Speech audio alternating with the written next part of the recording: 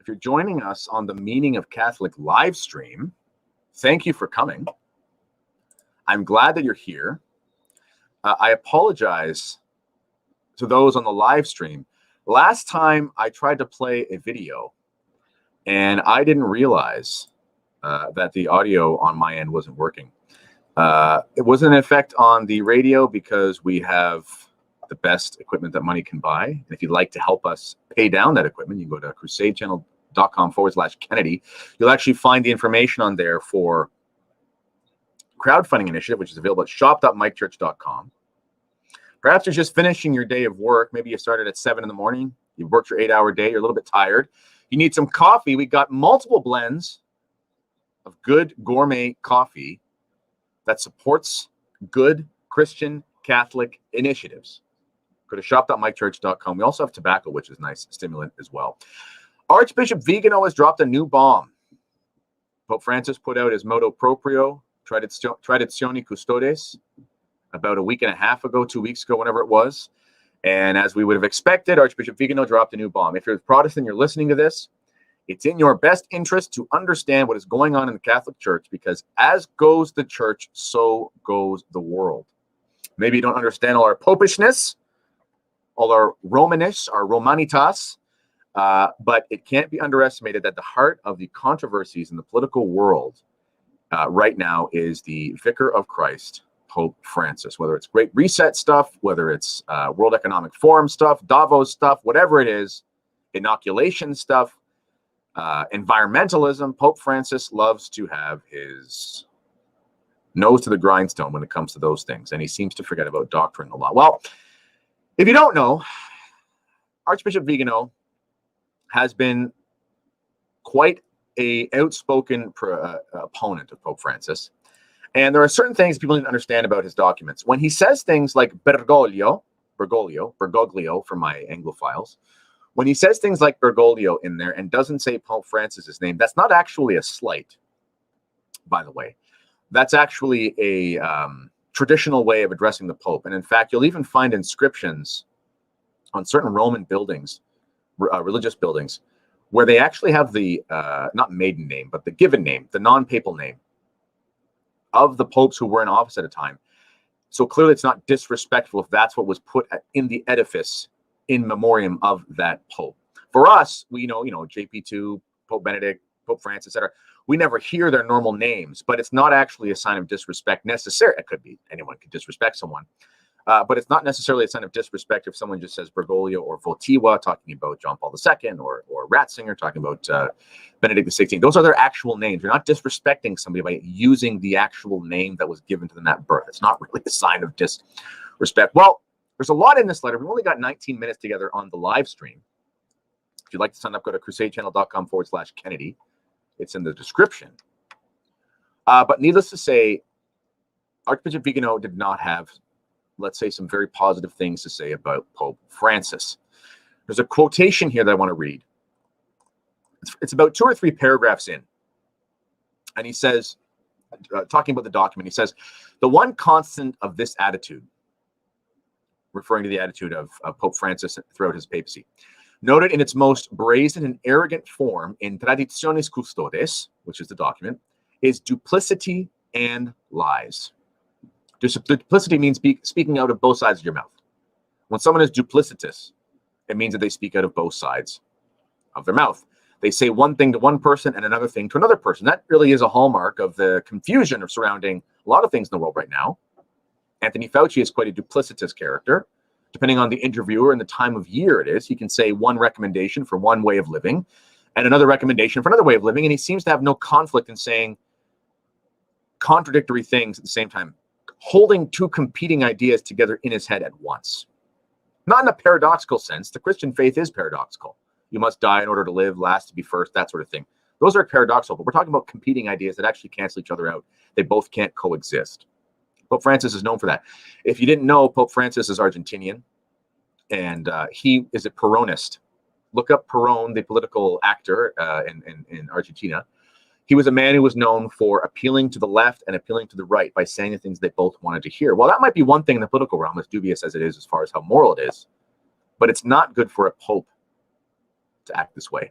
sadly. So before I continue, if you are listening on the Meaning of Catholic live stream, visit the description to see where you can sign up, but also like and subscribe to the channel.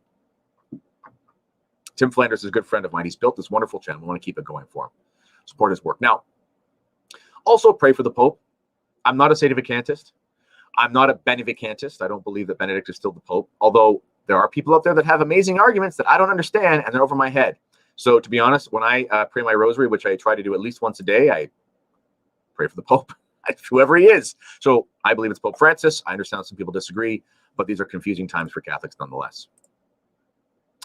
He says in the quotation that I started, he said, duplicity and lies. A duplicity that is a facade, of course, daily disavowed by positions that are anything but prudent in favor of a very specific group, which for the sake of brevity, we can identify with the ideological left.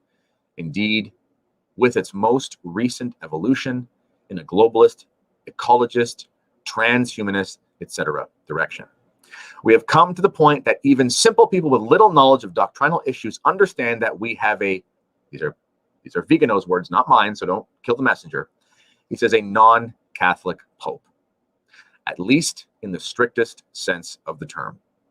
This poses some problems of a canonical nature that are not inconsiderable, which it is not up to us to solve, but which sooner or later will have to be addressed. Some people might suggest that Bishop Vigano isn't necessarily known for prudence. What I mean is some people think that he's a little bit too rash in the things that he writes.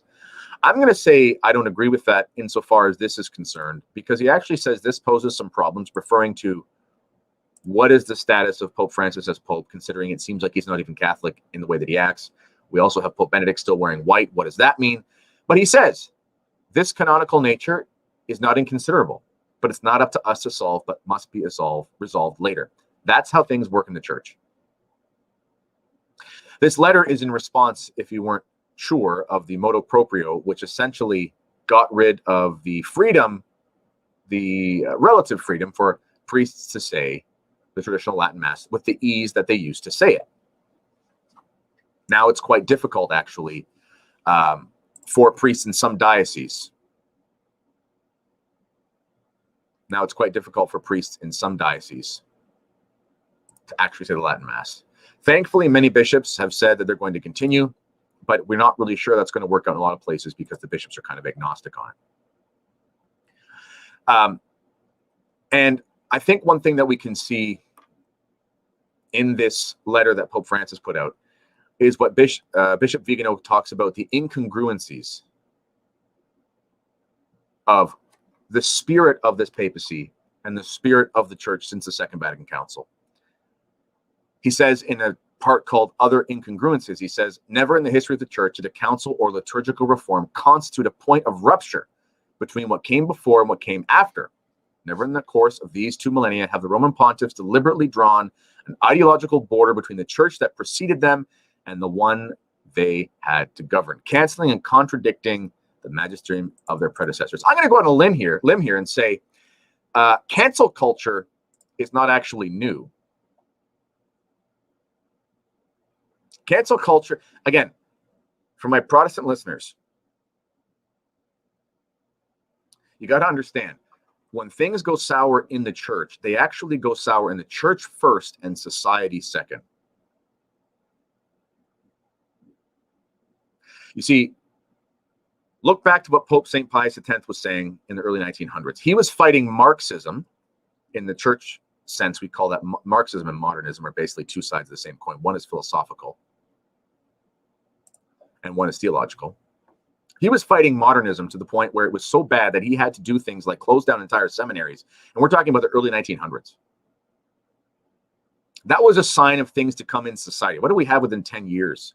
I think roughly within about 10 years, he wrote a major letter about it. We had the revolution in Russia. The Fatima children were dealing with Freemasons running their country in the early 1900s, 1917. Things happen in the church and then they happen in society. The reason why we have the Joe Bidens of the world, the reason why we have the Tony Fauci's of the world, the reason why we have the Justine Trudeau's of the world, the reason why we have the Bojos, Or we have, what's his name? Sinn Féin, the idiot that's in charge of Ireland. The reason why we have these people, most of whom are actually all of the ones I just mentioned are actually baptized Catholics. The reason why we have this problem is because the rot has already been in the church. And we're seeing the logical fruition of that in a world that has been stifled of sanctifying grace because of the changes of liturgy. And he talks about the stark contrast where they canceled what came before. That's cancel culture. Cancel culture is not new. It's been happening for a long time. It's been happening in the church for a long time. You can look back at what happened to priests or bishops like Marcel Lefebvre. Someone who's just trying to do what they were told to do in seminary, and they were canceled. Any Protestant listeners on the Crusade Channel radio app, you've probably seen this with your pastors as well. How is it that so-and-so, who was talking a certain way for 30 years, all of a sudden there's a new board at the church, and all of a sudden he's being canceled? His ministry is no longer the will of the Holy Ghost. That's cancel culture. It happens in the church as well, both Protestant and Catholic. It's happening in the church right now. Men like Vigano, men like Father Altman, they're all examples of this. And what we see here, just like in society, we see a growing tyranny. We don't mean tyranny in the way that libertarians mean tyranny, where everyone who actually wears a badge must be a tyrant. We don't have problems with rightful authority. That's biblical. We're talking about tyranny, totalitarian rule, objective or arbitrary and subjective rule of citizens that makes no sense and does nothing to contribute to the common good. That's tyranny. That's what we're seeing happen in the church. There's an arbitrary nature to the point that's harmful to the faith, and what Pope Francis has done with this recent letter. And Vigano talks about the tyrannical nature of traditionis custodes. And he says, this is Vigano speaking, in my opinion, it is not so much this or that point of the motu proprio that is disconcerting. I'll add as an aside there. It's actually difficult to see logically what Pope Francis is even really trying to say, because a lot of it is very contradictory. But he said it's rather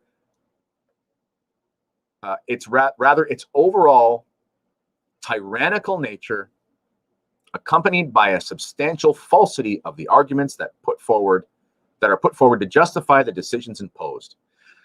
That's it right there. There's a substantial falsity of arguments put forward to justify the decisions imposed. It's based on a lie. It's based on the lie that the faith of Padre Pio is somehow the thing that's hurting the church. It's based on the lie that the faith of Bishop Fulton Sheen is somehow bad for American Catholicism when he had the most watched bloody show on television for a decade. It's based on a lie that if you pray your rosary in the same language at the same liturgy as grandma did before she went to her eternal reward, somehow you're harming the church, where 80% of Catholics decide not to show up, except maybe for Christmas and Easter, to commit sacrilege and heinous acts of blasphemy in the church. The document is based on a lie. It's based on a lie that Catholicism is bad for Catholicism. He continues, he says, scandal is also given by the abuse of power by an authority that has its own raison d'etre, not in impeding or limiting the graces that are bestowed on its adherents through the church, but rather in promoting those graces, not in taking away glory from the divine majesty with a right that winks at the Protestants, but rather in rendering that glory perfectly, not in sowing doctrinal and moral errors, but rather in condemning and eradicating them. He's talking about the diagnosis is that tradition is bad for the church. The remedy that is proposed is actually the thing that is bad for the church. He nails it. Whatever you want to say about Bishop Vigano, I wish he'd come out and do more. Maybe he can't. I wish he would be more active in sort of an actual external sense. But I'll tell you what, there are not a lot of bishops out there that are crying out in the wilderness the way that Bishop Vigano is. And he goes on to talk about analogies between the deep church and the deep state. We talked about this before, and I think this is apt, because he says there is a deep church and a deep state, and he thinks that ultimately, and he's saying what I was saying, the recurring element, he says, in the ecclesiastical sphere, but also in the political and civil sphere, meaning that what you have is a similarity between the rot in the church and the rot in society. He says, so that appears with disconcerting evidence that the deep church and deep state are nothing more than two parallel tracks which run in the same direction and have as their final destination the new world order with its religion and its prophet. I don't think Vigano is trying to tell us that the end times are coming. I always say to people, Christ, well, I don't say to people, I say when people ask me, and you're asking me by showing up and listening, that the Kennedy Profession on the Crusade channel, the last live radio station standing, visit crusadechannel.com/Kennedy. Click the link in the chat if you're on the live stream on Meaning of Catholic and you'd like to sign up, because we're going to talk about this a little bit more after the break, which is coming up in 5 minutes. And I know you'd like to hear more. You probably just watched Taylor Marshall. He did a great job. But I'm just going to compliment what my friend Taylor Marshall has said. Not going to criticize. I'm going to compliment whatever he said. I haven't watched it yet.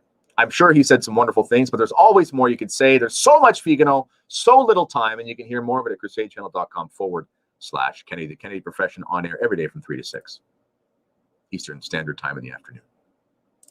He talks about the relationship between the deep state and the deep church. I don't think he's saying the Antichrist. Maybe I'm wrong. Maybe he is saying the Antichrist is coming. I hesitate from making statements like that because Christ says we know neither the hour nor the day. I don't know when the Antichrist is coming. I know there are various things that have to happen. But let's be honest, especially my Protestant listeners on the Crusade Channel radio app, the Veritas Radio Network, there have been a lot of billboards out there saying, repent and believe, for the kingdom of God is at hand, and he's coming in 6 days, 4 hours, and 12 minutes. And it hasn't happened yet. Not because it's not going to happen, but because Christ tells us we know neither the hour nor the day. We have to be careful with end times predictions, although things are looking pretty end times EE, as Mr. Church would say. Then things are looking pretty end times EE right now. And that's not hyperbole. That's just the reality. We see this in church history. There's parallel.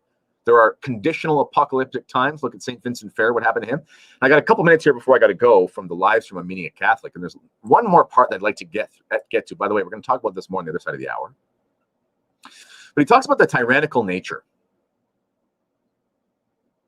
He says, again, we see here the parallel with what takes place in the civil world is all too evident. Our rulers abuse their power just as our prelates do, imposing norms and limitations in violation of the most basic principles of law. Furthermore, it is precisely those who are constituted in authority on both fronts who often avail themselves of a mere de facto recognition by the rank and file, citizens and faithful, even when the methods by which they have taken power violate, if not the letter, then at least the spirit of the law. I think I know what Archbishop Vigano thinks about Donald Trump's election when he says they violate the letter of the law, but we won't get too much into that because we are on YouTube for this one stream.